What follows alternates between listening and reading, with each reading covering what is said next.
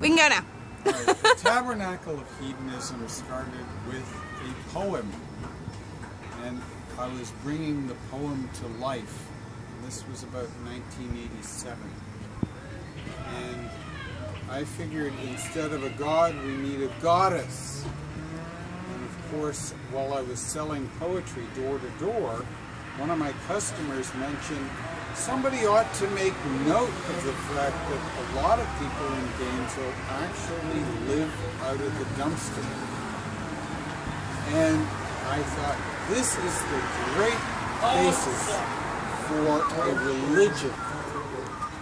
The dumpster is sacred, the goddess is the supreme being, and of course Jesus Christ has saved us all because he was the great kingpin. And he died for all of our drug deals, and we have been absolved. And of course, in the Tabernacle of Hedonism, demon alcohol is interdweet. But the Bible does not say anything about hash brownies, meth, Librium, Percocets, Lacidils, bath salts, or even spice. And then, of course, Adam and Eve were naked, and they were completely innocent. So to get back to the garden and get rid of our sins, we too have to be naked. But not in a luidity sense, in a nuidity sense. Because nuidity is not luidity. Being naked is not lewd. So you have to be naked in an innocent way. And the best way to be naked is diving into the dumpster to get that which has been baptized by the dumpster. And this will surely win favor with the goddess. So, what has the Tabernacle done for the people around Gainesville that come here every Monday night, and before that, the laboratory? They have testified to the goddess, and they have borne witness to the majesty of the dumpster. And what do you say to those that feel that the Tabernacle is some form of a cult?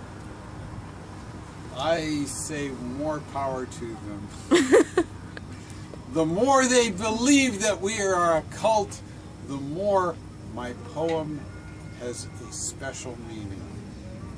And the more that we have created the illusion, the poem was an illusion, the more that illusion becomes a reality, and the more it becomes a successful poem. And you've accomplished what you wanted. And I've accomplished.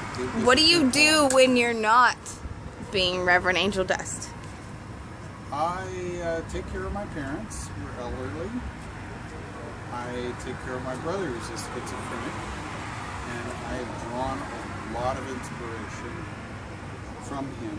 And I also provide jobs for people taking out invasives. I'm trained as a botanist.